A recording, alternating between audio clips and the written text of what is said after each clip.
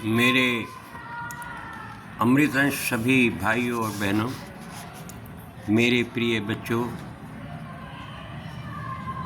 मेरे लाडले बच्चों, मेरे आदरणीय सभी बहनों और भाइयों, पिछली बार मैंने आपको बताया था कि आपकी कुंडलिनी जागृत हो जाती है और जागृत होने के बाद जागृत होने पर उसकी ये अवस्था होती है जो मैंने बताई थी, और ये ऊपर नीचे होती रहती है। तो समझना आपकी कुंडलिनी जागृत हो गई। ये एहसास कराती है आपको और दृश्य के माध्यम से कराती है। उसके बाद मैंने आपको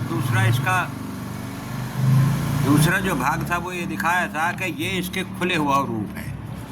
कुंडलिनी जब जागृत हो जाती है तो ये दृश्य भी आप देखेंगे। ये दृश्य आप देखेंगे तो आप ये समझ लेना कि आपकी कुंडलिनी खुल गई है। और अगर दृश्य अभी नहीं देखा है लेकिन कुंडलिनी गुरुजी ने खोल दी है तो वो अवस्था तुम्हारी अब आगे आएगी।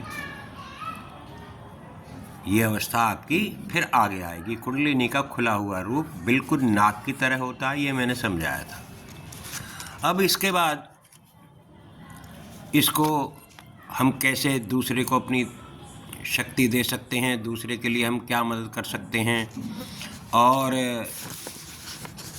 दूसरे इंसान को ये शक्ति देनी हो तो फिर इसको बांधें कैसे, या आपके शरीर में ही दर्द है तो आप कैसे अपना उपचार करें, ये चीज़ें मैंने बताई थी। अब मैं आपको एक और नई चीज़ बताता हूँ। वो ये है, क्योंकि अब आपका ए जपा जब भी शुरू हो गया होगा 16 आने इस अवस्था में आके, अगर आप यहाँ तक पहुँच गए हैं तो ये ए जपा जब भी आपका शुरू हो गया होगा। तो इसमें आपने क्या करना है, आप ये जान गए होंगे कि ब्रह्म या वो परमात्मा जहाँ से हम हैं, जहाँ हमारी जड़ है, क्या हम उसको जान गए? लेकिन हाँ, यहाँ आके आपको एहसास हो जाएगा कि हम हैं तो उसी के, लेकिन क्या हमने उसको पा लिया? तो आपको एहसास होगा नहीं पाया।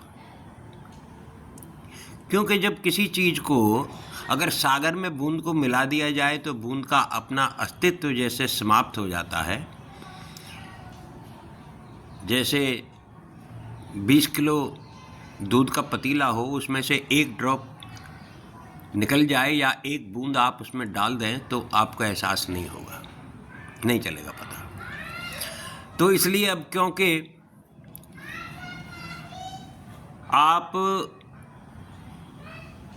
जान गए होंगे कि ब्रह्म कौन है, कर्म क्या है और अध्यात्म क्या है।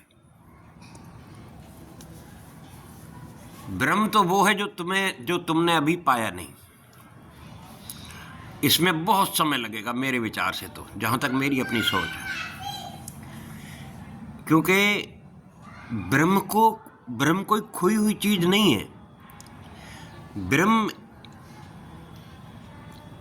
तो आप ये कह सकते हैं कि वो ऐसी वस्तु है, ऐसी चीज़ है जिसमें से हम उसके अंश मात्र हैं, इसलिए उसको पाना है। वो खोई हुई चीज़ नहीं है जिसको अंधेरे में या उजाले में हमें हाथ से ढूंढना है। और ढूंढना किसके माध्यम से है? अध्यात्म के मार्ग से ये आपको मिलेगा। ये अभी तक मेरे जैसे लोगों से तो अभी बहुत दूर है, शायद मैं ऐसा महसूस करता हूँ। क्योंकि एहसास तो होता है, अभी तक हम जिन दृश्यों के दर्शन कर रहे हैं ये अलौकिक हैं। ये इस लोक से परे की चीज़ें सारी की सारी।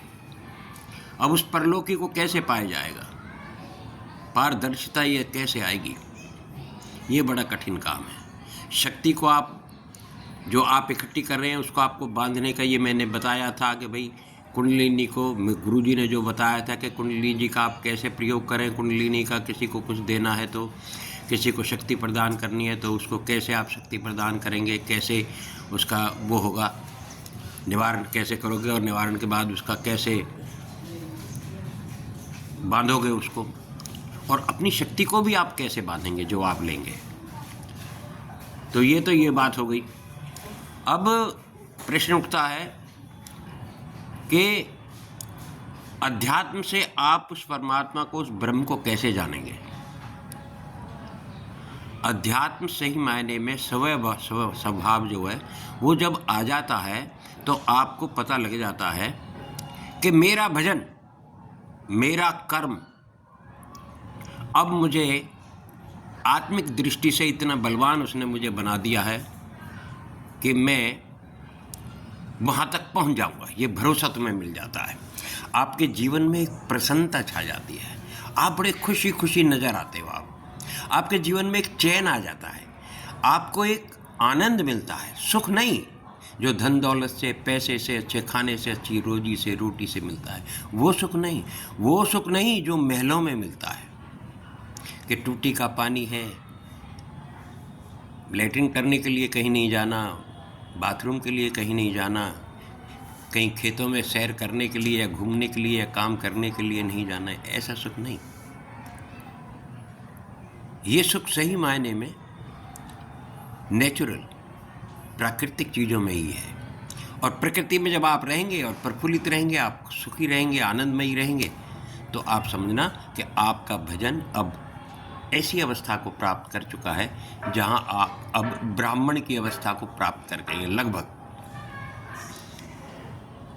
क्योंकि ब्राह्मण अवस्था में आने के बाद अति उत्तम जिसे हम कहते हैं, निकृष्ट या अल्पज्ञ, मध्यम, उत्तम, अति उत्तम, ये अवस्थाएं, इनको आप सब जानते होंगे। इनका कोई खास कोई ठोस मीनिंग ऐसा भी नहीं है जो बहुत मुश्किल हो समझने में, लेकिन ये आप समझ गए होंगे कि ये आसानी से तुम्हारी समझ में भी आ रहा होगा। अति उत्तम जो बहुत अच्छा होता है वो आपकी ब्राह्मण अवस्था है। ब्राह्मण अवस्था के बाद ही आप जब अब आगे बढ़ेंगे तो आपको ये समझ लीजिए कि वो जो स्टेप है, जो 2-4 स्टेप आपके पास रह जाएंगे इस ब्राह्मण अवस्था के बाद, वहाँ एक हल्की सी दीवार आपके और ब्रह्म के बीच में मिलेगी, आपको दिखाई देगी, या एक हल्का सा ऐसा एक हल्की सी लाइन, बहुत बारीक सी लाइन आपको दिखाई देगी।